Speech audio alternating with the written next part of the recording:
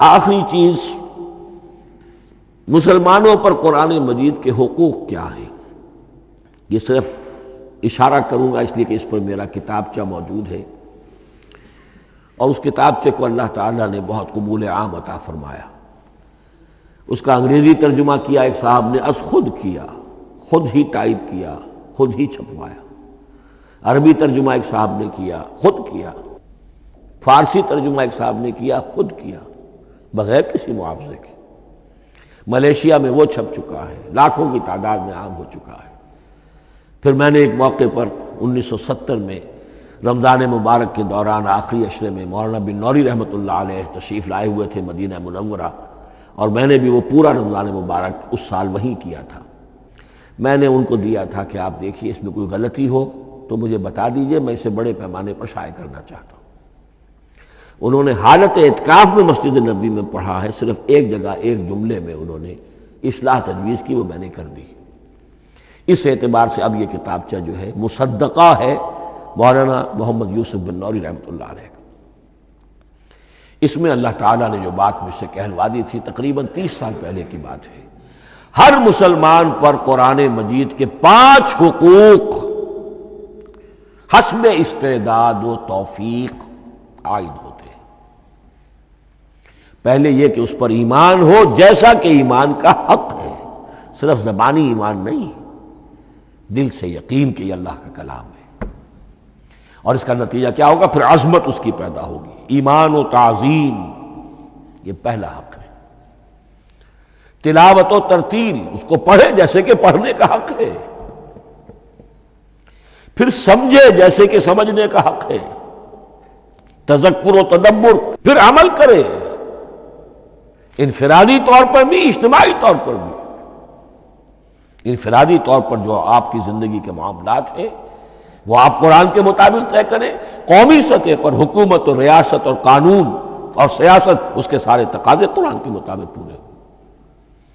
اور آخری یہ کہ اس قرآن کو پہنچائیں اور عام کریں، جس کے لیے حضور نے اس حد تک اس میں عمومیت کر دی ہے کہ بلغوا انی ولو آیۃ، پہنچاؤ میری جانب سے خواہ ایک ہی آیت پہنچاؤ، میرا کوئی امتی اس سعادت سے بالکل محروم نہ رہ جائے۔ اول تو خیرکم من تعلم القرآن وعلمہ، تم میں سے بہترین لوگ وہ ہیں جو اسی کے لیے اپنے آپ کو وقف کر دیں، قرآن پڑھیں اور پڑھائیں، سیکھیں اور سکھائیں، سمجھیں اور سمجھائیں۔ اس لیے کہ سمجھنے اور سمجھانے، سیکھنے اور سکھانے، پڑھنے اور پڑھانے کا بھی کوئی ایک لیول تو نہیں ہے۔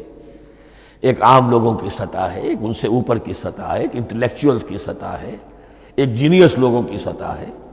ان تمام سطحوں پر قرآن کو سمجھانے کے لیے، پہنچانے کے لیے خود بھی تو اوپر اٹھنا پڑے گا، خود اسے سیکھنا پڑے گا، خود اس کی گہرائی میں غوطہ زنی کرنی پڑے گی، اور یہ ایک لائف لانگ پروسیس ہے۔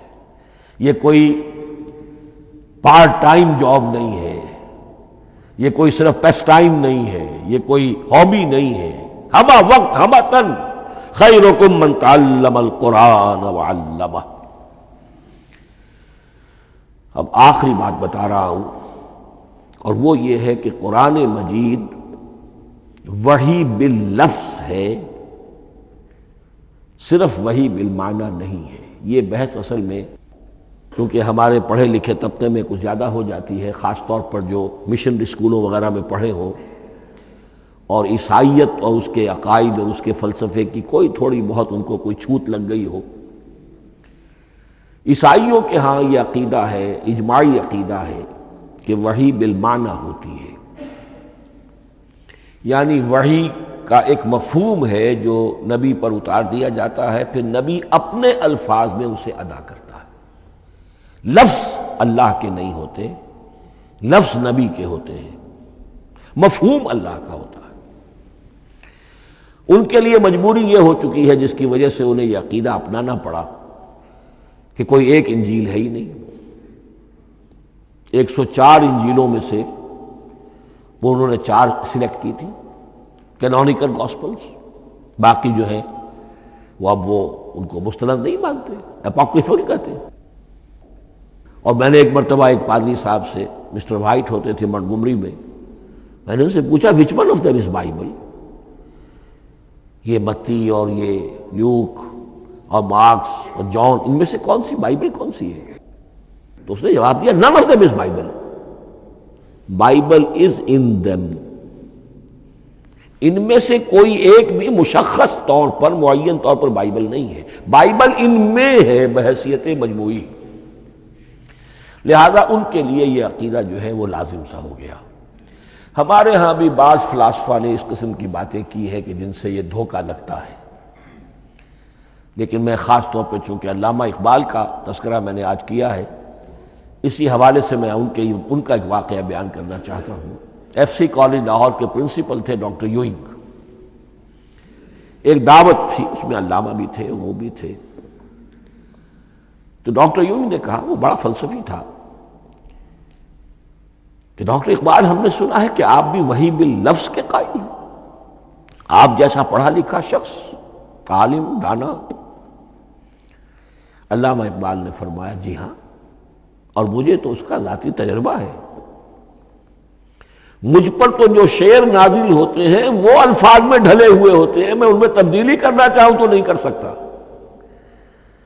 تو اگرچہ اس سوال اس جواب کو ہم کہیں گے کہ یہ الاجوبۃ المسکتہ، مسکت چپ کر دینے والا جواب تھا کہ جو علامہ اقبال نے دیا، لیکن ذہن میں رکھیے یہ کہ جو وحی باللفظ ہے وہ ختم ہو چکی محمد رسول اللہ صلی اللہ علیہ وسلم پر۔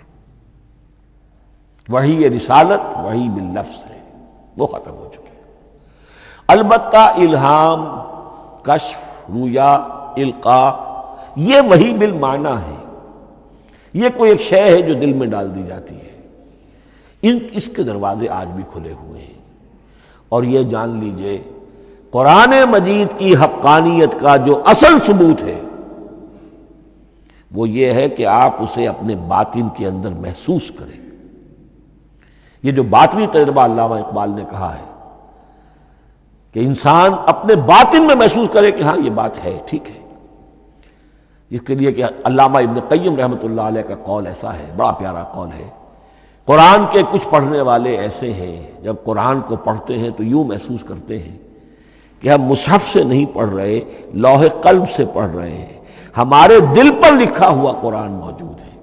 یعنی ہماری فطرت، ہمارے اندر کی کوئی حقیقت ہے جو سرٹیفائی کر رہی ہے، توثیق کر رہی ہے، اٹیسٹ کر رہی ہے کہ ہاں یہ ٹھیک ہے۔ اور اس کی وجہ کیا ہے؟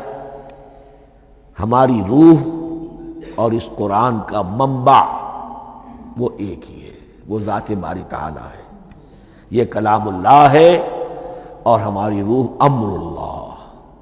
یسألونک عن الروح قل الروح من امر ربی وما اوتیتم من العلم الا قلیلا۔ بس میں اسی پر اکتفا کر رہا ہوں۔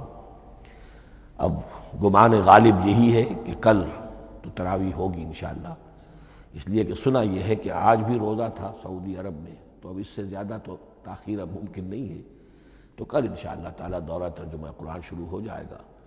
بارک اللہ لی ولکم فی القرآن العظیم ونفعنی وإیاکم بالآیات والذکر الحکیم۔